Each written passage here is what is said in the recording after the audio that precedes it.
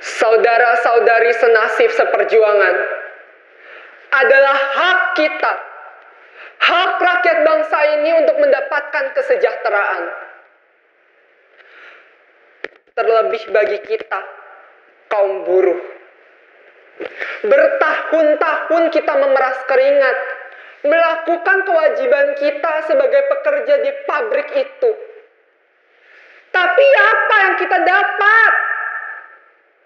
Upah yang tak layak, eksploitasi tenaga dan jam kerja, banyak pelecehan seksual, tidak ada jaminan kesehatan dan ketenaga kerjaan, bahkan pemecatan sepihak.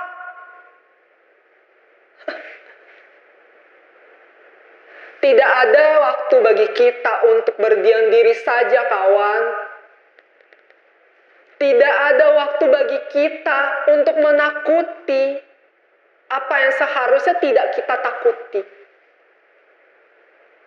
Sekarang hanya satu kata: lawan. Hidup buruh! Hidup buruh!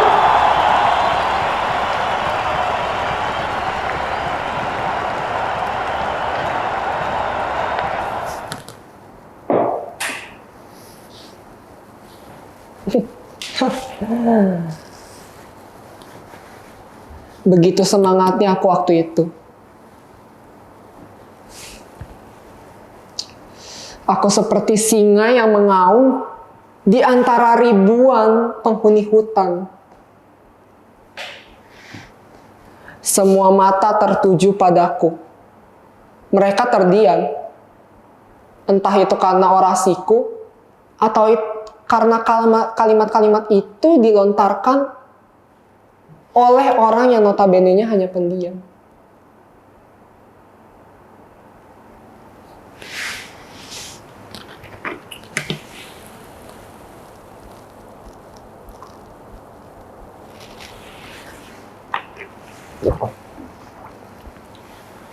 Aku tak peduli.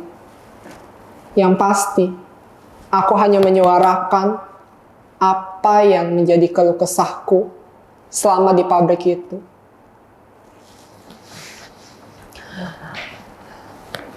Mereka bertepuk tangan selesai orasiku itu. 5 menit saja. Iya, 5 menit. Seperti penganugerahan yang begitu luar biasa yang dihadiri oleh ribuan penonton. Yel-yel yang kuserukan, mereka sambut dengan gema dan riuh, bagaikan deru mobil di jalan raya.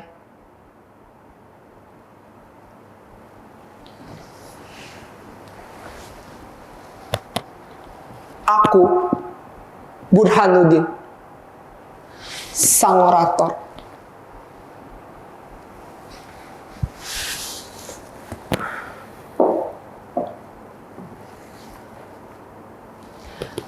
Bagi rekan kerja sesama operatorku, aku bagaikan pahlawan yang mampu menyampaikan aspirasi-aspirasi mereka dan juga keluh kesah mereka yang selama ini hanya mereka sampaikan di belakang.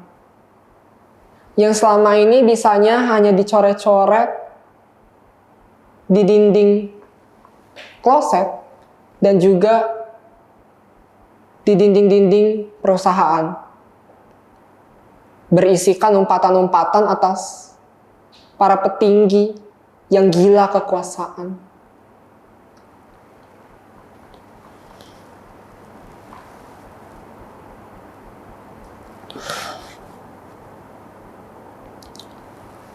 Begitulah hidup yang tertekan, tapi tak mampu dilampiaskan secara benar. Semenjak demonstrasi itu, hidupku berubah. Aku menjadi lebih berani untuk menyuarakan aspirasi-aspirasi temanku. Walaupun aku bukan seorang pengurus serikat kerja. Pernah waktu itu Mugia mengadu kepadaku bahwa ia mendapatkan SP1 karena ia mangkir atau tidak kerja. Ia beralasan menstruasi, hal yang wajar menurutku bagi seorang perempuan. Bahkan ia sudah memberikan surat keterangan dokter. Tapi apa?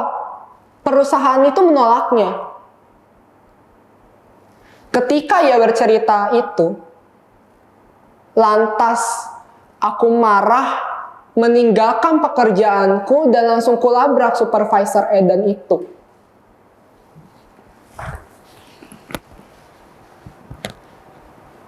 Apa betul Bapak MS Pegiem? Atas dasar apa? Bukankah ia sudah memberikan surat keterangan dokter?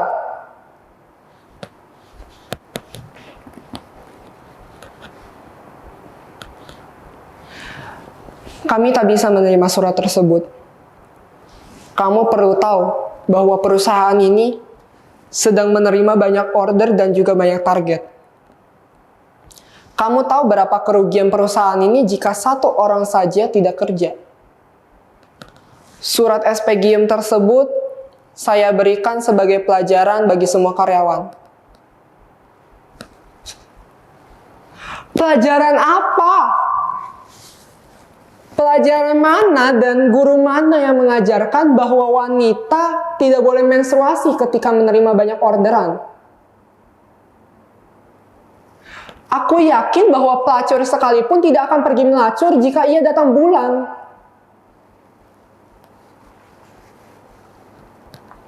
Lantas aku ceramahi ia tentang biologis menstruasi yang setidaknya sedikit ku tahu.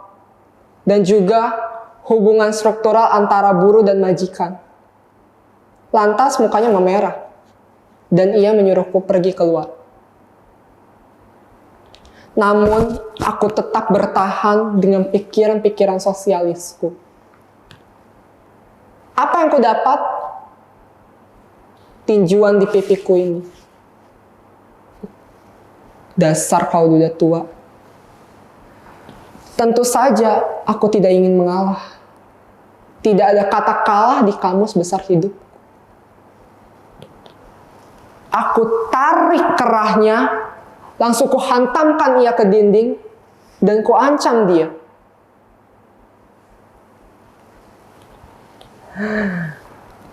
Tebakan jitu. Aku di SP dan bahkan dikeluarkan dari perusahaan tersebut. Tapi aku bangga. Setidaknya teman-temanku walau mereka membutuhkan uang, tapi mereka berhasil meninggikan kemanusiawian mereka di atas segalanya. Tidak seperti supervisor Eden itu.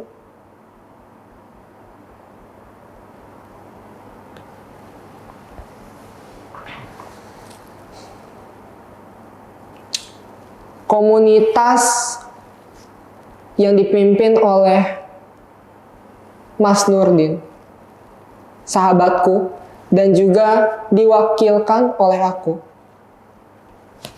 Apa tugasku? Tugasku mengayomi elemen-elemen masyarakat bawah. Menggerakkan kerumunan masyarakat. Iya, itu tujuanku. Sedangkan tujuannya Mas Nurdin adalah untuk mengincar para pejabat yang di atas supaya mencari celah dan mengoyak celah itu sehingga terkucurlah dana-dana finansial. Slogan kerja kami adalah siapa yang lebih banyak membayar maka kerumunan massa yang ia dapat juga akan semakin besar.